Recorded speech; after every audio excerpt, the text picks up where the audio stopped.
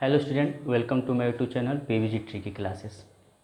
Chemistry class 10 के पिछले video में हमने पढ़ा था कि कैसे धातुओं की क्रियाशीलता श्रेणी दिखाई जाती है और कौन कौन से धातु उस क्रियाशीलता श्रेणी में कहाँ कहाँ आते हैं और वो किसके साथ अभिक्रिया कर कर क्या देते हैं। जैसे हमने मुख्य रूप से जाना था कि जो हाइड्रोजन से ऊपर वाले धातु हैं, तो ऊपर के कुछ 4 धातुओं जो थे वो अम्लों के साथ अभिक्रिया कर कर तीव्रता से H2 गैस देते थे, जबकि उसके नीचे के बाकी धातुएं जो थे वह मंद अभिक्रिया कर कर H2 को बहुत धीरे धीरे बाहर निकालते थे।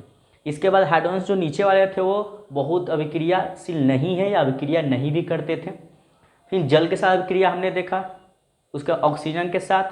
तो ये सब हमने पढ़ा था कि धातुओं की क्रियाशीलता श्रेणी कैसे कार्य करती है। अब इस वीडियो में पढ़ना है कि अधातुओं का रासायनिक गुण क्या होता है, जबकि धातुओं की तुलना में अधातुओं का रासायनिक गुण बहुत ही कम होता है। जैसे धातुओं में ऑक्सीजन के साथ संयोग करने पर भी था, अम्ल के साथ भी था, जल के साथ भी था, ठीक है। मगर यहाँ अधातु बहुत कुछ ही रासायनिक गुण दिखा पाते हैं। तो आइए चलिए देखते हैं हम लोग कि कौन से अधातु किसके साथ संयोग करके क्या बनाते हैं। तो सबसे पहला पॉइंट आएगा, अगर ऑक्सीजन की बात करें तो बहुत सारे जो अधातुएं हैं वो ऑक्सीजन के साथ संयोग कर कर अधातु ऑक्साइड बनाती हैं। जैसे धातु ऑक्सीजन के साथ संयोग कर कर धातु ऑक्साइड बना रहे थे, यहाँ उसी तरह अधातु ऑक्सीजन के साथ संयोग कर कर अधातु ऑक्साइड बनाती है। चलिए देखते हैं इसमें क्या कह रहा है। तो सबसे पहला हमको पढ़ना है कि ऑक्सीजन के साथ संयोग जो करेगा कंबाइंड विथ ऑक्सीजन, तो टर्म जो यहाँ पर है वो है अधातु को ऑक्सीजन के साथ संयोग कराना है, तो बताएगा धातु ऑक्साइड। और वो जो धातु ऑक्साइड होगा वो धातु ऑक्साइड होगा कैसा, अम्लीय प्रकृति का। हमने बताया था पिछले वीडियो में कि जो धातु के ऑक्साइड होते हैं वो भास्मिक होते हैं और अधातु के ऑक्साइड कैसे होते हैं, अम्लीय होते हैं। तो ये कैसा होगा, अम्लीय होगा। जो हम यहाँ पर अभी एग्जाम्पल के साथ समझेंगे कि कैसे वो अम्लीय होगा। कुछ अपवाद ऐसे हैं जो हमें जानना है, ठीक है, कि जो अधातुओं के कुछ ऑक्साइड ऐसे भी होते हैं। तो हमने कहा कि जो अधातु का ऑक्साइड है वो होने कैसे चाहिए, अम्लीय, यानी कि लिटमस पेपर पर वो कैसे दिखने चाहिए, लाल रंग में दिखने चाहिए। और जो भास्मिक होते हैं वो कैसे दिखने चाहिए, नीले। जबकि उदासीन भी कुछ को दिखाते हैं अधातु के ऑक्साइड, तो वो अपवाद में आएंगे। तो कुछ अधातु के ऑक्साइड ऐसे हैं जो लिटमस पत्र पर उदासीन दिखाते हैं, न्यूट्रल दिखाते हैं, कोई रिएक्टिविटी नहीं दिखाते हैं। तो वो कौन कौन से ऑक्साइड हैं, तो याद करना होगा, carbon monoxide CO, nitrous oxide N2O, nitric oxide NO। ये कुछ ऐसे ऑक्साइड है जो लिटमस पत्र पर, ठीक है, लिटमस पेपर पर हमेशा न्यूट्रल फॉर्म में होते हैं, उदासीन प्रकृति की अपनी अवस्था को दिखलाते हैं।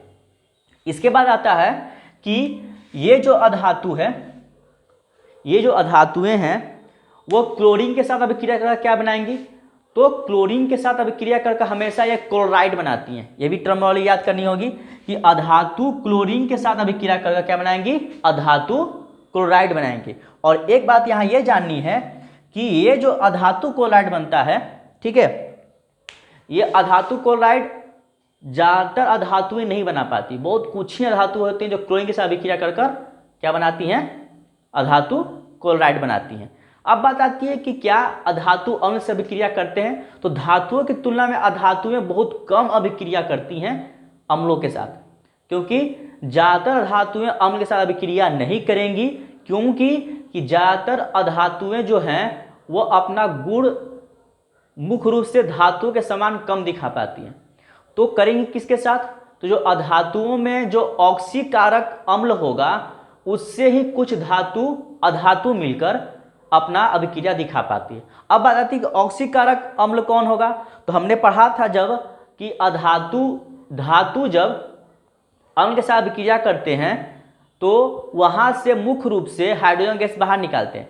मगर कुछ ऐसे भी अम्ल हैं जो अभिक्रिया कर कर हाइड्रोजन गैस नहीं निकालते धातु के साथ, वो ऑक्सीकारक का काम करते हैं, ठीक है। तो वो कौन अम्ल था, तो वो था HNO3 नाइट्रिक अम्ल। तो यहाँ नाइट्रिक अम्ल ही मुख्य रूप से अधातुओं से अभिक्रिया कर कर वो उनके यौगिकों को बनाएगा। तो बहुत कुछ ही अधातु ऐसे हैं जो अम्लों के साथ अभिक्रिया करते हैं, वो भी ऑक्सीकारक अम्ल के साथ। ये पॉइंट याद करना होगा कि ऑक्सीकारक अम्ल के साथ ही अभिक्रिया करते हैं कुछ अधातुएं, जबकि जो अम्ल है H2SO4 HCl उनसे अभिक्रिया नहीं करते हैं धातु में।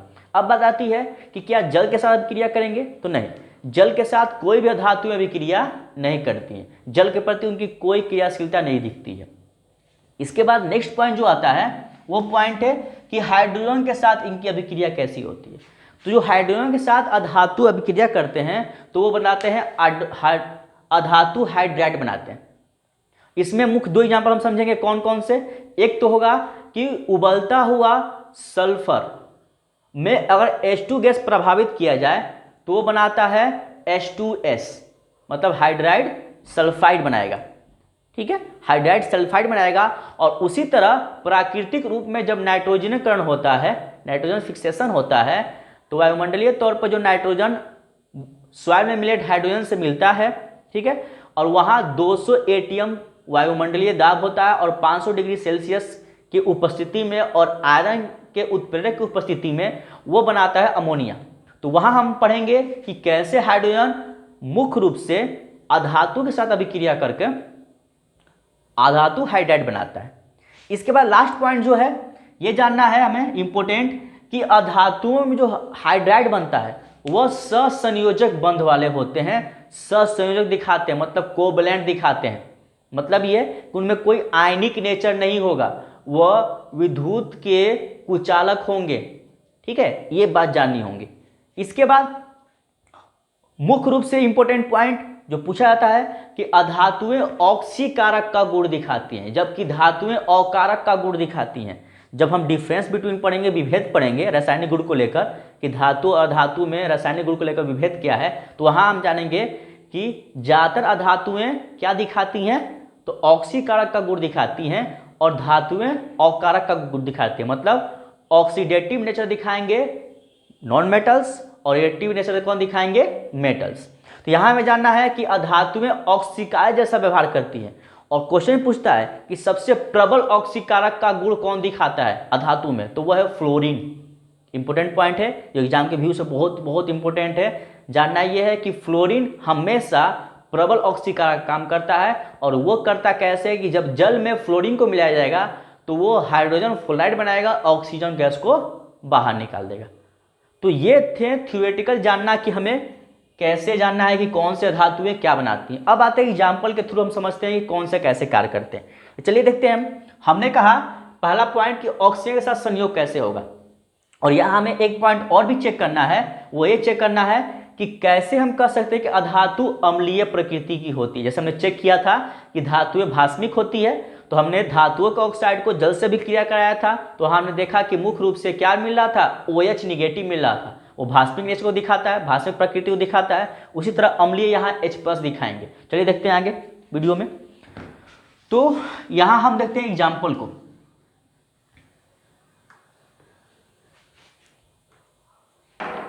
एग्जाम्पल है, अगर हम कार्बन को लेते हैं और ऑक्सीजन के साथ अभिक्रिया कराते हैं, क्योंकि कार्बन एक क्या है, अधातु है, ऑक्सीजन के साथ अभिक्रिया क्या बनाएगा, ये CO2 कार्बन डाइऑक्साइड, ये क्या बना दिया, कार्बन डाइऑक्साइड। अगर इसी ऑक्साइड को अगर हम जल से अभिक्रिया कराएं, CO2 को अगर हम जल के साथ अभिक्रिया कराएं तो ये बनाएगा H3CO2। इस पॉइंट को याद करना है, ठीक है, कि ये क्या बना रहा है, H3CO2, H2CO3 बनाएगा। तो ये कैसे बना, तो ये जब कार्बन डाइऑक्साइड जल के साथ अभिक्रिया करेगा तो बनाएगा H2CO3 और यही दिखा रहा है क्या, H+ आयन को, यानी कि अम्लीय प्रकृति दिखा रहा है यहाँ पर। तो हम यहाँ से कह सकते हैं कि अधातुएं सामान्य तौर पर अम्लीय प्रकृति दिखाती हैं और इसको बोलते हैं कार्बोनिक अम्ल। नाम भी याद करना होगा, कार्बोनिक अम्ल कहेंगे इसे। उसी तरह किसी और धातु को हम ले लें, अगर हम सल्फर को लेते हैं और ऑक्सीजन के साथ भी क्रिया कराते हैं तो यहां जो टेम्परेचर होना चाहिए, ठीक है, तो ये बनेगा SO2 सल्फर डाइऑक्साइड, ऑक्साइड बनेगा। अगर इसी सल्फर डाइऑक्साइड को हम जल से भी क्रिया कराएं तो ये क्या बनाएगा, H2SO3, और ये बन गया सल्फ्यूरस अम्ल। जबकि H2SO4 को सल्फ्यूरिक अम्ल बोलते हैं, यह सल्फ्यूरस अम्ल, इसको बोलेंगे सल्फ्यूरस अम्ल। तो ये H2 जो है ये H प्लस आयन को दिखला रहा है, और H प्लस आयन किसकी प्रकृति दिखाती है, अम्लीय की प्रकृति दिखाती है। तो यहां से हम कह सकते हैं कि जो अधातुएं हैं जो ऑक्सीजन के साथ संयोग करेंगी और बनाएंगी अधातु ऑक्साइड, अगर वो अधातु ऑक्साइड जल से भी क्रिया करेंगे तो वो क्या बनाएंगे, मुख्य रूप से अम्लीय प्रकृति का यौगिक बनाएंगे। और हम कह सकते हैं कि SO2 ही अम्ल वर्षा का कारण होता है।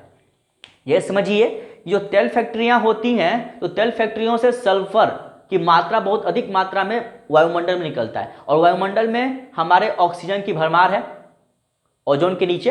तो ऑक्सीजन साथ संयोग करके क्या बनाते हैं, SO2। और पूरे दिन के वायुमंडल में जब वाष्पोत्सर्जन होता है, मतलब ये कि मुख्य रूप से जो वाष्पीकरण होता है, इवेपोरेशन होता है, तो उसके दौरान जल वाष्प के रूप में वायुमंडल में ऊपर जाते हैं। उसी के साथ साथ सल्फर डाइऑक्साइड जब जल के साथ मिलेगा, क्योंकि वो भी तो जल ही है जो वाष्प के रूप में ऊपर जा रहा है, तो उनसे मिलने के बाद ये बनाता है सल्फ्यूरस अम्ल, और जब वो वर्षा के रूप में नीचे आएंगे तो वही होते हैं अम्ल वर्षा। तो अम्लीय गुण वहां भी दिख रहा है हमें। तो ये पॉइंट यहां से क्लियर हुआ कि कैसे हम बता सकते हैं कि अधातु जब ऑक्सीजन के साथ अभिक्रिया करेंगे तो अधातु ऑक्साइड बनाएंगे, और वो अधातु ऑक्साइड जब जल के साथ अभिक्रिया करेंगे तो मुख्य रूप से अम्लीय प्रकृति दिखाएंगे। तो यहां से हमने देखा कि H2CO3 बन रहा है, मतलब कार्बोनिक अम्ल, H प्लस आयन दिखा यहां से भी हमें, और यहाँ SO2 जब H2O से रिएक्शन कराएं तो H2SO3 यानी सल्फ्यूरस अम्ल मिला। तो ये भी क्या है, अम्लीय प्रकृति है। तो पहला पॉइंट हमारा क्लियर हुआ यहां से ऑक्सीजन संयोग का। और हमने कहा भी कि कुछ धातु ऑक्साइड ऐसे भी हैं जो लिटमस पत्र पर उदासीन होते हैं। वो कौन कौन, CO carbon monoxide, N2O nitrous oxide, और NO नाइट्रिक ऑक्साइड। तो ये सारे एग्जांपल आपको याद करने होंगे, अपने नोट्स में डालने होंगे। अब आता है पॉइंट नंबर सेकेंड कि क्लोरीन के साथ अभिक्रिया कौन कौन से धातु करेंगे। चलिए एग्जांपल देखते हैं उसका भी। तो वो एग्जांपल हमारा है,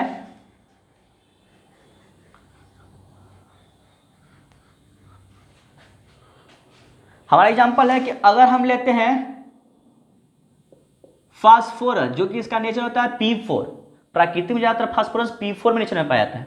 अगर क्लोरीन से भी क्रिया कराते हैं तो ये बनाता है PCl3, फास्फोटेट्राक्लोराइड, फास्फोटेट्राक्लोराइड बनाता है। ये भी नाम याद करना होगा, फास्फोटेट्राक्लोराइड, फास्फोटेट्राक्लोराइड बना रहा है। ठीक है, अगर बैलेंस करना तो यहां से हम बैलेंस कर सकते हैं 4, क्लोरीन कितना हो गया 12, यहां से हम रख सकते हैं 12। तो ये हमारा हो गया। अगर हम बात कर रहे थे कि वही वायुमंडल में हमारे अगर H2 हो, अगर वो क्लोरीन से अभिक्रिया करे तो बनाएगा क्या, HCl। तो हम यहां कह रहे हैं कि अगर कोई अधातु क्लोरीन से अभिक्रिया करेगा तो वो क्या बनाएगा, धातु क्लोराइड। ये पॉइंट दिमाग में बना कर रखना है कि कोई अगर अधातु ऑक्सीजन से अभिक्रिया करेगा तो क्या बनाएगा, अधातु ऑक्साइड, और कोई अगर अधातु क्लोरीन से अभिक्रिया किया तो क्या बनाएगा, धातु क्लोराइड। इंपॉर्टेंट पॉइंट, अगर आपके दिमाग में ये टॉपिक रहेंगे तो आप कोई भी एग्जांपल लेकर समझा सकते हैं कि नहीं कैसे अभिक्रिया कर रहे हैं। तो यहां से हमने देखा ये कैसे बन रहा है, दो अधातु को हमने लिया और क्लोरीन से अभिक्रिया करके दिखाया हमने। तो यहां फास्फोटेट्राक्लोराइड बना, ठीक है, फास्फोट्राइक्लोराइड, क्योंकि 3 है ना, ये ट्राई होगा, ट्राई क्लोराइड, टेट्रा 4 के लिए होता है, फास्फोट्राइक्लोराइड। ठीक है, और ये क्या बना, हाइड्रोक्लोरिक अम्ल यानी HCl, हाइड्रोक्लोरिक अम्ल यानी HCl। तो ये दो एग्जांपल किसके हो गए, तो ये हो गए क्लोरीन के साथ अभिक्रिया कराने पर किसी अधातु से क्या बनता है, तो अधातु क्लोराइड बनता है। इसके बाद अगला पॉइंट जो आता है वो है अम्लों के साथ अभिक्रिया। तो हमने बताया कि अम्ल के साथ साधारण तौर पर कोई भी अधातु अभिक्रिया नहीं करती। तो अम्ल हमारे पास 3 थे, HCl, HNO3 और H2SO4। तो H2SO4 HCl से कोई अभिक्रिया धातु नहीं करेंगे, सिर्फ किससे करेंगे, जो ऑक्सीकारक होंगे। कौन? जो ऑक्सीकारक होंगे उनके साथ क्रिया करेंगे। तो क्या लिखा है? अधातुएं प्राय अम्लों के साथ क्रिया नहीं करती। ये पॉइंट क्लियर है कि नहीं करती, ठीक है। समान तौर पर किससे नहीं करेंगी? तो याद करना होगा आपको कि H2SO4 और HCl से तो वो करेंगे ही नहीं करेंगे। करेंगे किससे? लेकिन कुछ अधातुएं ऑक्सीकारक अम्ल, ऑक्सीकारक अम्ल कौन था? ते भी आपको याद होगा कि ऑक्सीकारक अम्ल था HNO3। याद करना है कि 3 प्रबल अम्लों में से ऑक्सीकारक अम्ल कौन है? HNO3 नाइट्रिक अम्ल के साथ अभिक्रिया कर ऑक्सी अम्ल बनाती हैं। क्या बनाती हैं? ऑक्सीक अम्ल। ये भी क्वेश्चन पूछा हुआ है कि अधातुएं ऑक्सीकारक अम्ल के साथ मिलकर क्या बनाती हैं? तो ऑक्सी अम्ल बनाती। चलिए एग्जाम्पल थ्रू में समझते हैं कैसे होगा। एग्जाम्पल है, तो हमने कहा कि अगर हम किसी धातु को ले लें, अगर हम सल्फर को लेते हैं, अगर हम सल्फर को लेते हैं तो सल्फर अगर HNO3 से अभिक्रिया करे तो ये बनाएगा H2SO4 N2O और H2O, ठीक है। तो ये बना रहा है, तो यहां से आप बैलेंस कर सकते हैं। हाइड्रोजन यहां 2 2 4, अगर इसके तुलना में हम हाइड्रोजन यहां 4 करें, हाइड्रोजन यहां हम 4 करें, ठीक है, तो ऑक्सीजन कितना हो गया? 12, जबकि ऑक्सीजन 4 1 5 1 6 हो रहा है। नाइट्रोजन कितना हो गया? यहां से 4, तो नाइट्रोजन 4 के हम यहां 2 कर सकते हैं। देखिए 4 2 6 1 7, जबकि ऐसा हो नहीं रहा है। सल्फर कितना है? सल्फर यहां 1 है, जबकि यहां सल्फर 1 है। ऑक्सीजन बैलेंस नहीं हो रहा है, तो ऑक्सीजन को बैलेंस करने के लिए ऐसा हम करते हैं कि अगर यहां हम 2 रखें तो 2 2 4 8 4 12, और हाइड्रोजन कितना हो गया? 4 2 6। अगर इसको हम 3 मान लें, क्या कर लें? 3, तो 3 मानेंगे तो यहां से तितली का कितना हो गया? 3 2 तिहाई 6। अगर हम 2 मानते थे यहां पर तो 6 ऑक्सीजन था, 4 5 6 बैलेंस था, मगर नाइट्रोजन बैलेंस नहीं था, तो नाइट्रोजन बैलेंस किए तो 7 हुआ, नहीं हो पाएगा। 3 रखने पर भी क्या होगा? 9 नहीं हो पाएगा। आगे हम संख्या बढ़ाए चलते हैं। अगर यहां हम 4 रखते हैं तो 12 हुआ, तो ऑक्सीजन को बैलेंस करना, चेक करना होगा। तो यहां ऑक्सीजन 4 2 8 2 10 नहीं हो पा रहा है। चलिए फिर चेक करते हैं। अगर हम 5 करते हैं तो 15, कोई चांस है 15 होने का? नहीं। अगर हम इस हाइड्रोजन को यहां 6 रखें तो हाइड्रोजन 6 हो सकता है। 4 2 6, हाइड्रोजन 6 हो चुका है। 2 2 या 4 2 6, यहां 6 हाइड्रोजन, नाइट्रोजन को 6 करना है, तो यहां हम क्या कर लेंगे? 3 कर लेंगे। 3 2 या 6, 18 कौन हो गया? ऑक्सीजन। तो 4 3 कितना होगा? यहां से 4 और यहां से 2 8 3। तो यहां से हमें क्या करना होगा कि अब इस हाइड्रोजन के लिए, जो नाइट्रोजन हमारे यहां है 3, तो 6 और ऑक्सीजन हमारा 3 हो गया, 4 3 7 2 9, जबकि कितना होना चाहिए? 18। 18 के लिए हम ऐसा कर सकते हैं कि अगर ऐसा हम माने, अगर हम यहां 2 रखते हैं, वहां ना 2 रख के अगर हम ऐसा करें, अगर हम यहां 2 रखते हैं तो हाइड्रोजन कितना हो गया? 4 4 4 8। अगर 8 करें हम तो 2 सल्फर, 8 24 होना चाहिए। 8 3 11 2 नहीं हो पा रहा। आगे फिर बढ़ा के देखते हैं हम लोग। अगर हम यहां पर 6 मानते हैं, 6 2 12 2 14, तो यहां कितना हो जाएगा? 6 2 12 2 6 2 12 4 16, 2 दूना 4 4 4 8, 8 मानते हैं तो 24 होना चाहिए। 4 दूना 8, 8 3 11 2 13, नहीं हो पाया। अगर यहां 3 मान के चलें तो 6 4 10, 10 होने का चांस है। यहां 10 करते हैं तो 30 होना चाहिए। मतलब ऑक्सीजन बैलेंस नहीं हो रहा है, तो ऑक्सीजन को बैलेंस करने के लिए हम ऐसा करते हैं।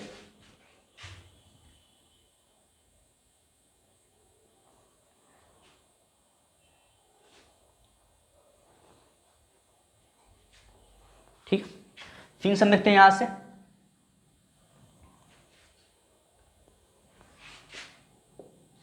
तो यहां से हमारा हुआ H2SO4 NO2 प्लस H2O। यहां थोड़ा सा था, ध्यान देने की बात, NO2 होगा। यहां से हम बैलेंस चेक करना चाहें तो यहां से क्या हुआ, हाइड्रोजन 2 है, हाइड्रोजन 2 2 2 4, अगर हम 4 रखते हैं तो क्या बैलेंस्ड है ना, तो हाइड्रोजन की नाइट्रोजन के लिए हम 4 यहाँ कर ले सकते हैं। तो जब नाइट्रोजन के लिए हम यहाँ 4 करेंगे तो ऑक्सीजन कितना आ गया, 4 2 8 4 12 1 13, पॉसिबल तो नहीं है, यहाँ 4 3 12 ही हो रहा है। अगर हम 5 रखते हैं तो 5 यहाँ चांसेस हैं हाइड्रोजन के होने के लिए, नहीं है। 6 करते हैं तो यहाँ चांस है कि हाइड्रोजन को हम क्या कर सकें, 6 कर सकें। अगर हम यहाँ 2 रखते हैं तो 2 दूना 4 2 6, ऑक्सीजन कितना हो गया 18, 18 मतलब 4 दूना 8, ठीक है।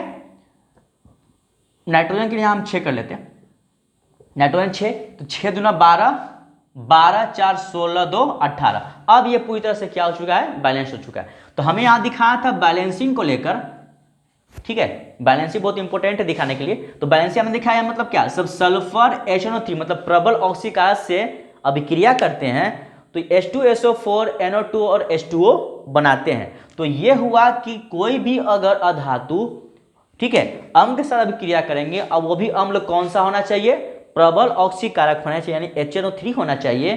तो वो जब अभिक्रिया करेंगे तो ये अपना इस तरह गुण दिखाएंगे, मतलब यहाँ ऑक्सीजन का गुण निकलता हुआ हर जगह से देखिएगा, वो ऑक्सीकारक होंगे।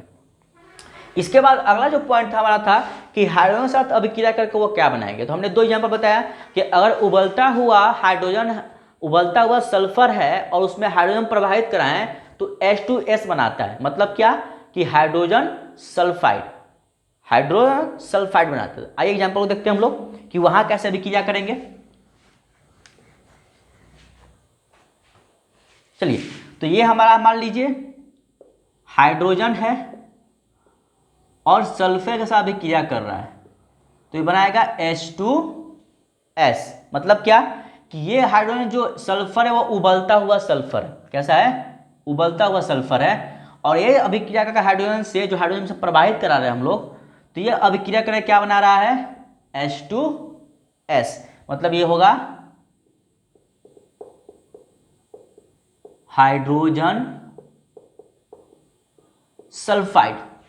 उस तरह एक और एग्जांपल है, हमने कहा कि अगर H2 है, अगर वो N2 से अभिक्रिया करता है वायुमंडलीय, ठीक है, जैसे नाइट्रोजन फिक्सेशन जो होता है, नाइट्रोजनीकरण, तो वहां क्या होता है कि यहां 200 ATM दाब होता है, वायु दाब होगा 200 ATM और टेम्परेचर होगा 500 डिग्री सेल्सियस और आयरन की उपस्थिति में होगा, Fe की उपस्थिति में होगा। तो ये क्या बनाएंगे, तो ये बनाएंगे HN3। यहां से आप बैलेंस कर सकते हैं, हाइड्रोजन कितना हो गया 6, यहां से हम 3 करें, नाइट्रोजन 2 बैलेंस्ड है। यहाँ H2 सल्फर 2 के लिए अगर हम 2 यहाँ रखें, सल्फर यहाँ 2 रखते हैं तो हाइड्रोजन कितना हो गया 4, ऐसे हम बैलेंस कर सकते हैं। तो ये क्या बन गया, अमोनिया, ये क्या बन गया, अमोनिया। यही बात याद रखनी है। तो मतलब 2 एग्जांपल में यहाँ पर देखा किसका, हाइड्रोजन के साथ अभिक्रिया करके क्या बनाता है, धातु हाइड्राइड बनाता है, धातु क्या बनाता है, हाइड्राइड बनाता है। यहाँ हमने देखा हाइड्राइड के रूप में, ठीक है ना, हाइड्रोजन सल्फाइड अमोनिया हाइड्राइड बन रहा है। इसके बाद लास्ट हमारा क्वेश्चन था कि हमने कहा कि मुख्य रूप से जो ये हाइड्राइड बन रहा है ये सहसंयोजक होता है, कोवलेंट होते हैं, मतलब कि अपना आयनिक नेचर नहीं दिखाते हैं। जो आयनिक नेचर दिखाएंगे वही विद्युत का क्या होंगे, सुचालक होंगे, जबकि ये आयनिक नेचर नहीं दिखाते हैं। कैसा आता है, सहसंयोजक बंध दिखाते हैं। कैसे, देखिए यहाँ जो सल्फर है वो हाइड्रोजन के साथ कुछ इस तरह जुड़ेगा, ऐसे होगा। नाइट्रोजन कैसे जुड़ेगा,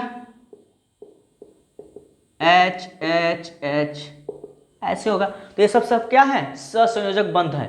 जो हम कार्बन और उसके यौगिक पढ़ेंगे, सहसंयोजक बंध किसे कहते हैं, यौगिक किसे कहते हैं, तो ये कुछ इस तरह दिखते हैं। तो ऐसे में प्रकृति में कोई विद्युत का सुचालक नहीं हो पाती है।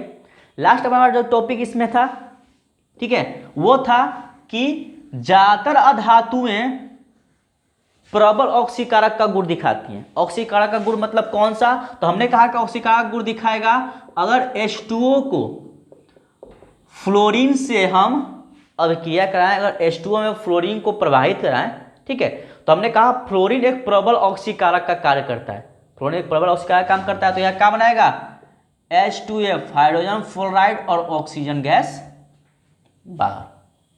ठीक है, यहाँ से बैलेंस करने के लिए बैलेंस कर सकते हैं, यहाँ 2 रखें तो यहाँ भी 2 रखेंगे, ऑक्सीजन 2 हाइड्रोजन 4 ऑक्सीजन 2, तो ये क्या बना, हाइड्रोजन फ्लोराइड, हाइड्रोजन फ्लोराइड बना। इसको भी याद करना होगा नाम, हाइड्रोजन फ्लोराइड, हाइड्रोजन फ्लोराइड। तो ये पॉइंट थे हमें जानने के लिए कि अधातुएं कैसे अपने रासायनिक गुण को दिखाती है, केमिकल प्रॉपर्टी को दिखाती है। तो सबसे पहला ऑक्सीजन के साथ संयोग करके वह अधातु ऑक्साइड बना देती थी। अगर वो अधातु ऑक्साइड जल के साथ अभिक्रिया करते थे तो अपना अम्लीय गुण दिखाते थे। उसका हमने पढ़ा कि क्लोरीन के साथ अभिक्रिया करके वो क्या बना देते थे, क्लोराइड बना देते थे। 2 एग्जाम्पल वहां हमने देखा। फिर हमने देखा कि कुछ अम्लों के साथ अभिक्रिया करते थे, वो भी कौन सा अम्ल, प्रबल ऑक्सीकारक यानी HNO3 के साथ H2SO4 HCl से अभिक्रिया नहीं करते हैं। अगर एग्जाम में क्वेश्चन पूछेगा, ठीक है, कि कोई एग्जाम्पल आपको दे दे, सल्फर है, कार्बन है, फ्लोरीन है, क्लोरीन है, अभिक्रिया करने को दे दे H2SO4 HCl से, तो अभिक्रिया नहीं करेंगे वो, क्योंकि ज्यादातर धातुएं अम्ल से अभिक्रिया नहीं करती हैं। करती भी है तो कुछ धातुएं किससे करती हैं, ऑक्सीकारक से करती हैं और ऑक्सी अम्ल बनाती हैं। वहां भी हमने एग्जाम्पल देखा सल्फर को लेकर। फिर हमने देखा कि हाइड्रोजन से अभिक्रिया करके क्या बनाते हैं, अधातु, तो अधातु हाइड्राइड बनाते हैं। वहां भी हमने 2 एग्जाम्पल देखा, ठीक है, सल्फर का हाइड्रोजन से और हाइड्रोजन का नाइट्रोजन से। और लास्ट में देखा कि प्रबल ऑक्सीकारक का गुण दिखाते हैं, वो फ्लोरीन सबसे प्रबल ऑक्सीकारक है। ये भी आपको याद रखना है कि फ्लोरीन सबसे प्रबल ऑक्सीकारक है और ऑक्सीकारक का गुण सबसे ज्यादा अधातुएं ही दिखाती हैं और धातुएं अकारक का गुण दिखाती हैं। अब हमें पढ़ना है कि दोनों में विभेद कैसे होगा। एग्जाम में पूछ दे कि रासायनिक गुण के दृष्टि से धातु धातु में अंतर बताएं, तो चलिए आइए देखते हैं अंतर कैसे दिखाएंगे हम लोग।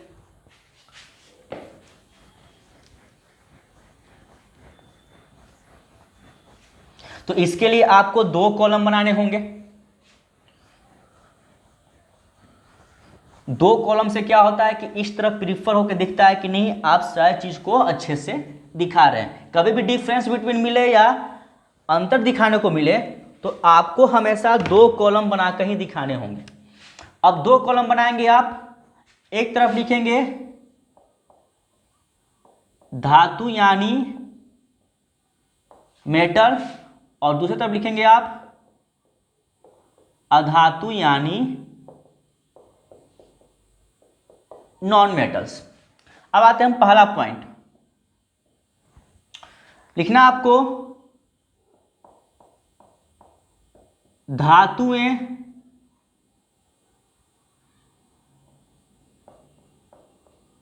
धनायन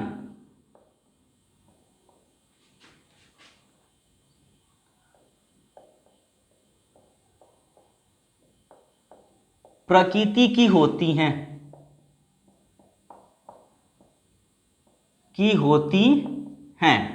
एग्जाम्पल आप ले सकते हैं K plus Na plus Mg2 plus Ca2 plus.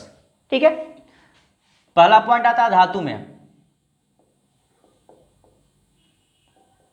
अधातुएं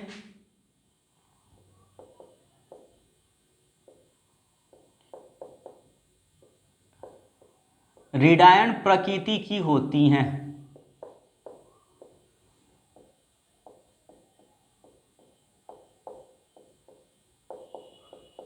ठीक है, एग्जाम्पल ले सकते हैं।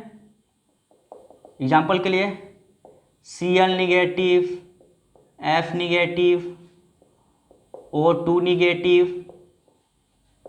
H2 निगेटिव, इस तरह से एग्जाम्पल ले सकते हैं। दूसरा पॉइंट है धातुएं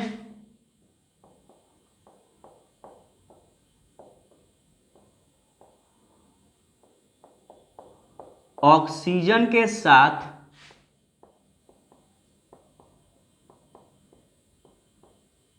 संयोग कर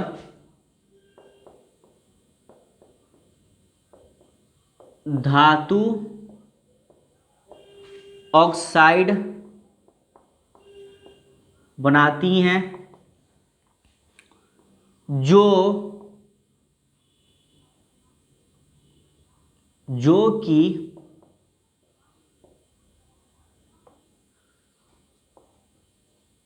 या ऐसे ही इसका अगला पॉइंट बन सकता है इससे, ठीक है। तो क्या देखेंगे हम लोग एग्जाम्पल में, Na+O2 को ले लीजिए तो बनाएगा Na2O, याद था। Mg को ले लीजिए, MgO बनाएगा। कैल्शियम को ले लीजिए, CO बनाएगा। ये सब कुछ एग्जाम्पल हो गया। पॉइंट नंबर सेकेंड, अधातु में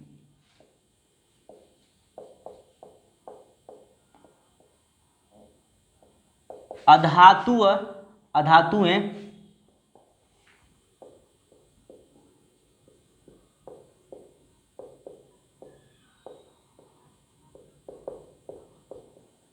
ऑक्सीजन के साथ संयोग कर अधातु ऑक्साइड बनाती हैं। अधातु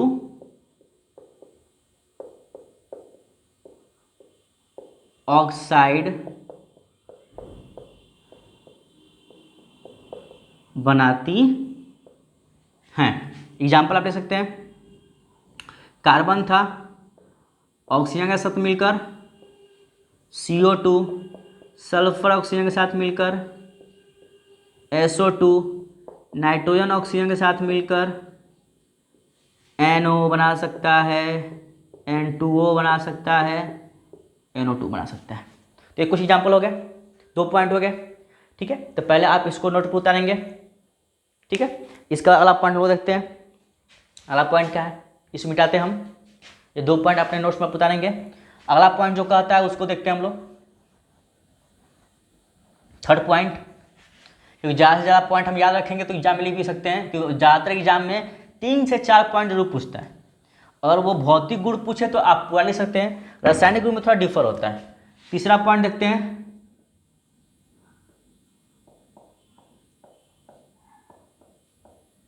धातुएं ऑक्साइड,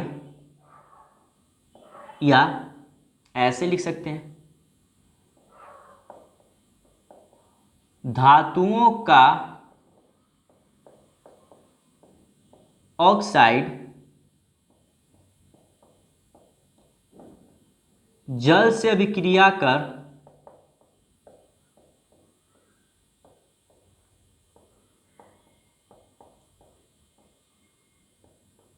भास्मिक प्रकृति दिखाता है।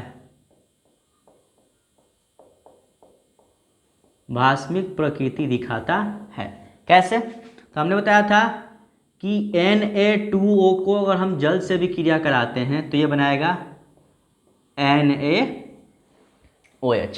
उसी तरह ले लीजिए, पोटेशियम है, पोटेशियम का अगर ऑक्साइड है, जल से भी क्रिया करेगा तो बनाएगा KOH। मान लीजिए मैग्नीशियम है, मैग्नीशियम का ऑक्साइड है, अगर जल से भी क्रिया कराते हैं तो बनाएगा MgOH का होल ट्वाइस। इस तरह आप एग्जाम्पल ले सकते हैं और भी। अब आते हैं तीसरा पॉइंट, अधातुओं में।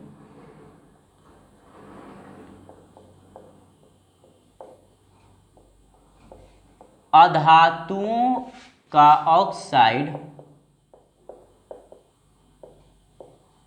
ऑक्साइड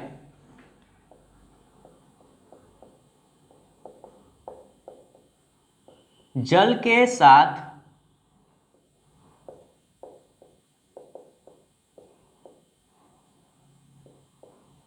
अभिक्रिया कर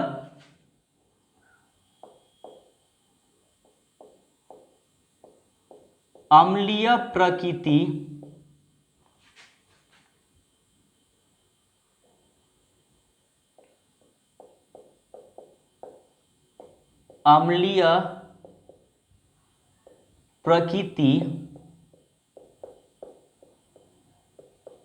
दिखाता है। एग्जाम्पल आप ले सकते हैं कैसे?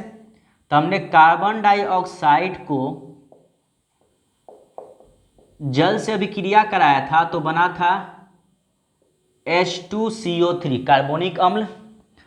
सल्फर डाइऑक्साइड को जल से अभिक्रिया कराया था तो बना था H2SO3 सल्फ्यूरस अम्ल। तो ये दिखा 2 पॉइंट हमारा, ठीक है, 3 पॉइंट हो गया। चौथा पॉइंट क्या है हमारा वो भी देख लेते हैं। धातु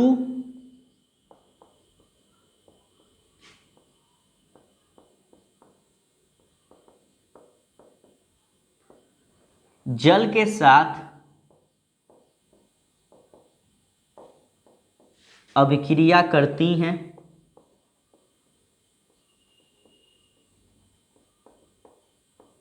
और धातु हाइड्रोक्साइड बनाती हैं, हाइड्रा ऑक्साइड, ठीक है, बनाती हैं। पॉइंट नंबर जो 4 है, अधातु जल के साथ अभिक्रिया नहीं करती।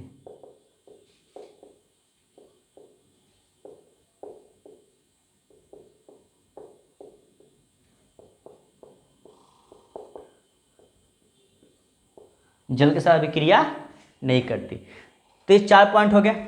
5वां पॉइंट एक और हम दे सकते हैं, तो पहले इसको भी आप नोट्स में डालिए, ठीक है। चलिए मिटाते हैं इसको। पॉइंट नंबर 5 जो आएगा वो भी पॉइंट देख लेते हैं।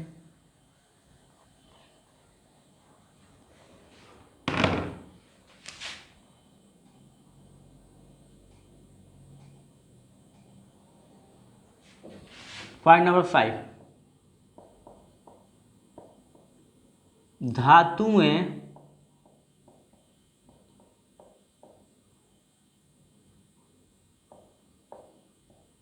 समांतः हाइड्रोजन के साथ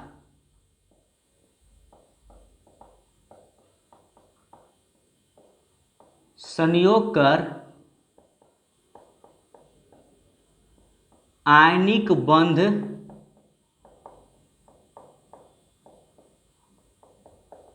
बनाती हैं।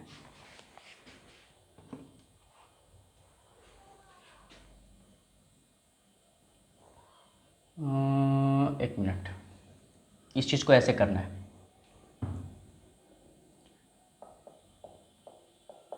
ये बात जाननी है, नहीं करती हैं, ठीक है। अपवाद कुछ हैं वो जानने होंगे आपको। अपवाद क्या है? लिथियम है, बेरिलियम है, ठीक है, कैल्शियम है। ये कुछ अपवाद हैं जो आयनिक बंध बनाते हैं, जैसे LiH, BeH2, CaH2, ये कुछ एग्जाम्पल हैं जो आयनिक बंध बनाते हैं, जबकि ज़्यादातर धातुएं हाइड्रोजन से संयोग नहीं करती हैं। इसके अलावा पॉइंट नंबर 5, अधातु हाइड्रोजन के साथ संयोग कर हाइड्राइड बनाती हैं, जो सहसंयोजक होता है। संयोजक होता है कैसे? एग्जाम्पल ले सकते हैं, NH3, PH3, H2S, ठीक है, एक कुछ एग्जाम्पल है। और लास्ट जो पॉइंट है 6वां, वो ये धातुएं अकारक होती हैं।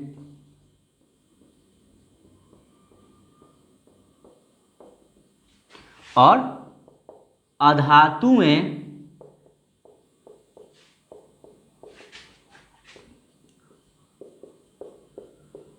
प्रबल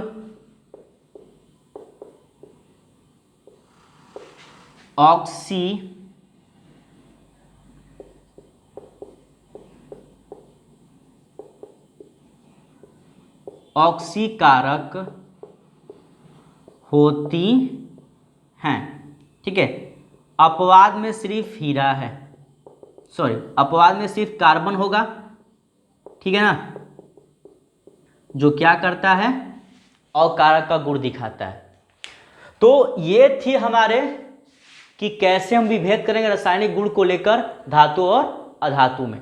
तो इस वीडियो में इतना ही। ठीक है, आई होप आपको पूरी वीडियो समझ में आई होगी, और जब अगले वीडियो में मिलेंगे तो वहाँ हम जानेंगे कि अब कैसे हम रासायनिक गुण विधि के साथ समझेंगे कि कैसे खनिज, अयस्क, ठीक है, गैंग, उसके बाद निस्तापन विधि, वर्जन विधि, ये सब चीज़ को हम अगले वीडियो में समझेंगे कि कैसे ये सब क्रियाएं होती हैं, धातु का निष्कासन कैसे होता है, इस सब चीज़ों को हम लोग पढ़ेंगे। तो इस वीडियो में इतना ही था कि धातुओं में, अधातुओं में रासायनिक गुण कैसे होते हैं, धातु धातु का विभेद कैसे होता है। ठीक है, पूरी पॉइंट को आपको नोट्स में डालना है और अच्छे से समझना है। ठीक है, जो एग्जाम के बीच में बहुत इंपॉर्टेंट है। तब तक मिलते हैं अगले वीडियो में। All the best.